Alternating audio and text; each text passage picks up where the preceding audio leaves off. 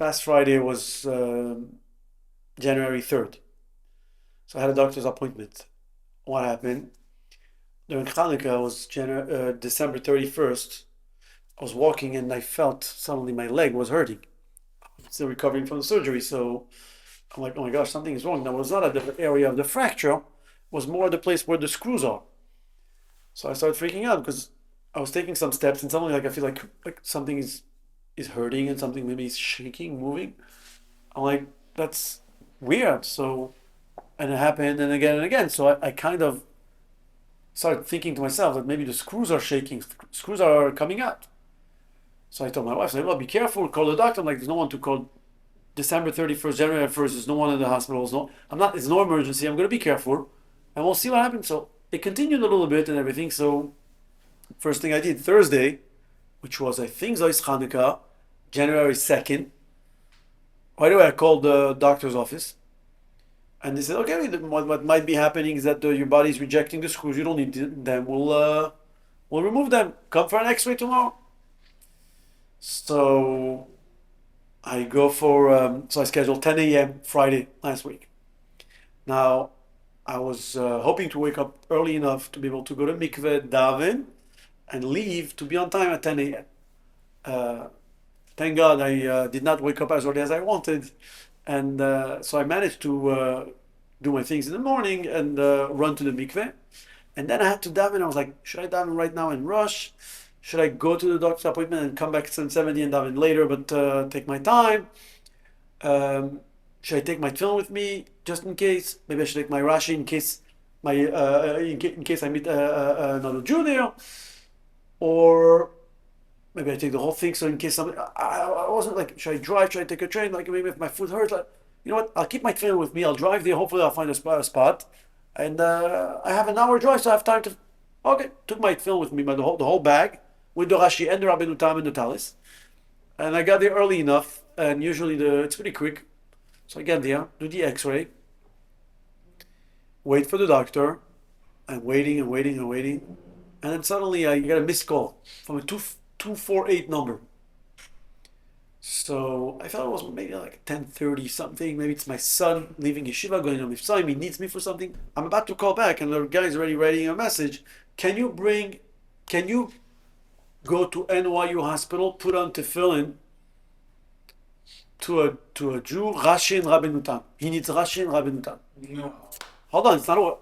So like, I called back the numbers. Like Mendel, like I thought it was my son, who might have known that I'm here, asking me Mifsaim something. So I'm like, who are you? Like, what is this about? Like, how did you? What were you? So he's like, are you Levy Djian? I'm like, yeah. I'm like you the Chabad of Gramercy Park. I'm like, yes, because officially in Chabad.org, I'm registered under Rabbi Naftali Rothenstreich, which is the Chabad of Gramercy Park. I'm not there physically. He accepted to register me under him, so that's why.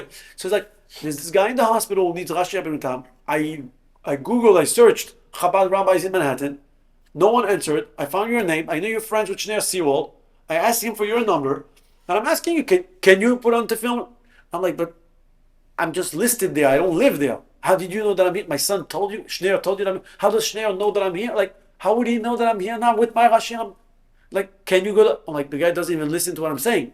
What I realized is, I'm like, sure, I'll go right away. But one second, like, which NYU? Because NYU is big, you know. There's I'm at 17th Street, and there's 34th Street, 30, like it's like one second. Oh, NYU Orthopedic. That's exactly where I am. Because it was 34th Street. I was like, I'm not going all the way there now. It's Friday, Shabbos, and it's done. So hold on. Doctor comes in.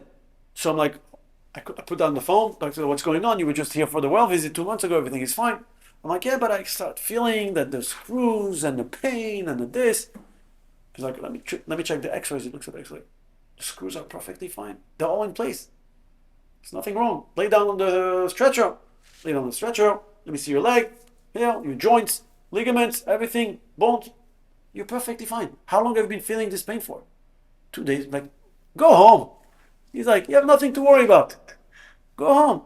I'm like, I get it. Now I know why I came. And I went to the hospital. I see the guy sitting with two casts. Two casts. The guy was on a bike, fell middle of the night. There was a hole in the street. Had major surgery on both arms. Couldn't move. Couldn't put on tefillin. Doesn't have his own tefillin. No one was able to come visit him on Friday. And I'm there, running with my talents and my tefillin, Rashi and the Rabbi Nutam, and the guy finds me like the it was so wild in my mind. And the doctor tells me, you have no problem. So why did I come here for? Oh my God. Now at the same time, the president of the shul sends me a message. You're asking my friends, he's like, lady, would you mind sharing a few words of inspiration, 5 minutes of fire before Musaf this Shabbos? And I haven't been doing it in a while because for whatever reason, I'm not, I don't like when they ask me last minute. But this time, it's while this whole thing is happening, he's asking me to share words of inspiration.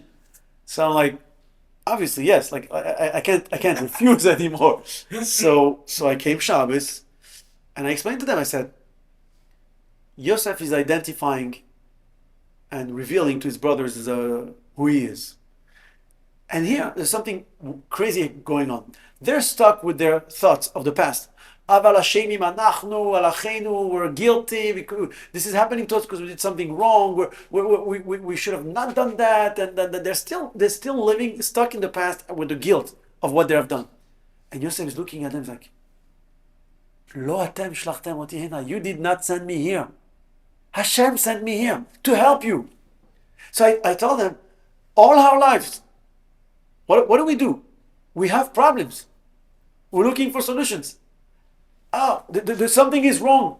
So, and Hashem is like, there's nothing wrong. The reason this is happening, I need you somewhere. Be there, show up, do your part, and everything else is going to be solved. So then I realized the screws were missing, not in my leg. They were missing here.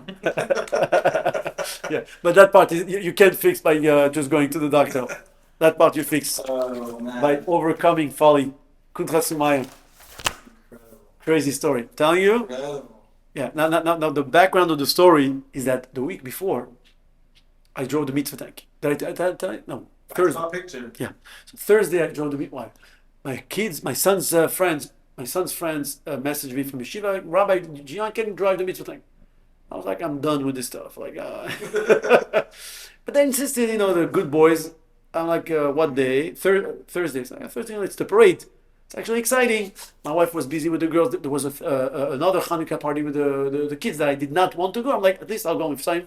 I'll take Nissim with me. Yeah. Mendo's on the thing. The whole we'll go with the boys. It's going to be amazing.